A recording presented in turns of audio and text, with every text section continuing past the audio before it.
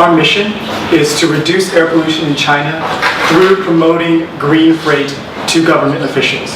Now, what green freight is a system of practices used to improve truck efficiency. Freight can refer to any sort of vehicle that transports cargo, but specifically we're focusing on improving the efficiency of trucks. And how we're planning to do this is two ways. Two ways that both target government officials. One is through informational video, and another is through infographic to get public opinion to put pressure onto the government. Our team is composed of us two Stanford students as well as 5 other Tsinghua University partners. So there's Ray Huang, Pu Yushao, Jake Yapeng, Reese Tan, and Changhua Wu. And they basically together the video while we focus on other aspects of publicity. In China, green freight is really important because trucking, especially heavy-duty and medium-duty trucks, they're a tiny fraction of vehicles in China, about 8%. However, they contribute over 60% of the particulate emissions and NOx emissions from vehicles, and both of those are very important pollutants in China. So PM, particulate matter, is responsible for the haze in China and a lot of respiratory illnesses. And NOx, nitrogen oxides, are responsible for ozone formation, which leads to a lot of smog. And both of them are really detrimental to human health. About 1.2 million deaths per year were essentially caused by air pollution in China. And transportation is a really big contributor to air pollution. About 25% or so of the particulate matter is from vehicles. So this is why green freight is a really big issue to tackle, because it's such a tiny fraction but responsible for a lot. And another issue with green freight, or freight in general, is that a lot of trucks in China are managed by owner-operators. So basically, people are driving their own trucks around, or maybe their own 2 trucks around. And what that means is that it's really hard to really, for example, enforce policies on a company like we would do here. So it's a really decentralized and fragmented network of truck drivers in China. Some of the green freight techniques that we've looked at and are trying to package together to sell to the government include just they focus on logistics management, such as reducing empty loads, technology improvements, as well as just general driving practices. And one really great example was the Guangzhou and Guangdong pilot program, which is really massively successful. And one garbage truck pilot program had less than a year payback period and had millions of dollars in savings from fuel costs. So we have this huge problem of inefficient trucking in China, but how do we change that? Well, the situation in China is a little bit different than here in the US. In China, the government maintains a huge control over change. And unfortunately, a lot of dissent or pressure that's put onto the government is quickly quelled. So the best way to really get your interests and negotiate with the government is to have connections and to collaborate with the government. Through our interviews with Chinese citizens, we heard back from a case of Tencent, which is a huge sort of social media owner and corporation in China. And once they started racking up millions and hundreds of millions of users, the government started sending messages to Tencent saying, you need to start backing down or cutting down on your users because we don't like the power that you guys are amassing through this communication tool.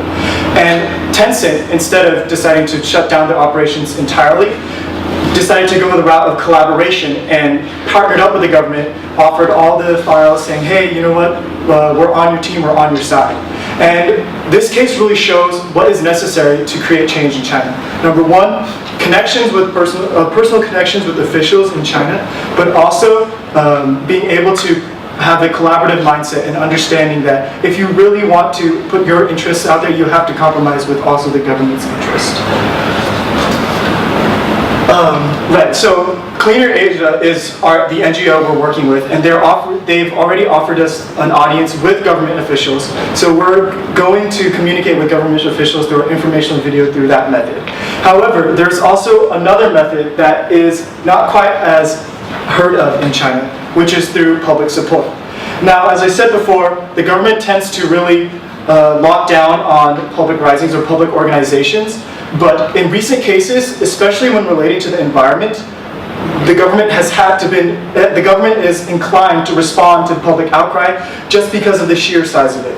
And this was really enabled through social media. Through sites like Weibo and WeChat and Youku, suddenly one user could become a reporter that has millions of followers, and suddenly they could organize this huge sort of connection and one strong voice that the government feels a need to address. For some cases that are especially poignant was in 2012 in January, after a huge public outcry after a especially bad winter, the government rolled out new draft measurements on how to reduce and have more strong pollution requirements. And this was really because of the huge outcry that was put on the social media. One thing that was kind of new about that was that the government actually asked the public for feedback on the draft, showing that they are willing to increase public voice, or at least address that the public does desire a voice in the government legislation. Another example is the cancellation of the Heshan project. The Heshan project was a $6 billion uranium nuclear plant project in the city of Heshan. It was going to cause massive environmental effects in the city, and nobody around that area wanted it in there. By collaborating with the community organizers, the government officials eventually decided to respect the desires of the Heshan city and not implement this. And perhaps most prominently is the Shanjigang incident, which occurred in 2007. Shanjigang didn't even have to do with environmental impact, which is like a huge widespread issue that is common throughout China. It was actually referred to a migrant worker who died in custody because he did not have his residence permit. And the public outcry was so big after this incident that the government actually abolished the law and made reforms to legislation concerning migrant workers who do not have a permit to live in a certain city. Yeah, so our focus for the specific project had two different efforts. So the Tsinghua partners put together an informational video, which you'll see a clip of in a little bit, that will be presented at a conference to government officials in early July, which was facilitated by our partnership with Clean Air Asia. And on our end, we created a publicity model focusing on an infographic, which you'll also see in a little bit. And it is centered around our social media campaign seeking to promote government support of these policies through another means, public support. Okay, we'll show you about 30 seconds of the video. 购物、淘宝、收快递已经成为现代人们生活中的一大乐趣，但是东西不可能自己从天上掉下来。那么，你知道这些货物是如何从世界一端的空港运到你手中的吗？目前，中国的货运市场全面覆盖了海陆空三大领域，其中。 So this is just an example of what the video looks like. It's very cartoony, but that is something that does appeal to the Chinese audience. Yeah, and it's really packaging a lot of more dense information into a 3-minute video. So that's the main appeal of this approach.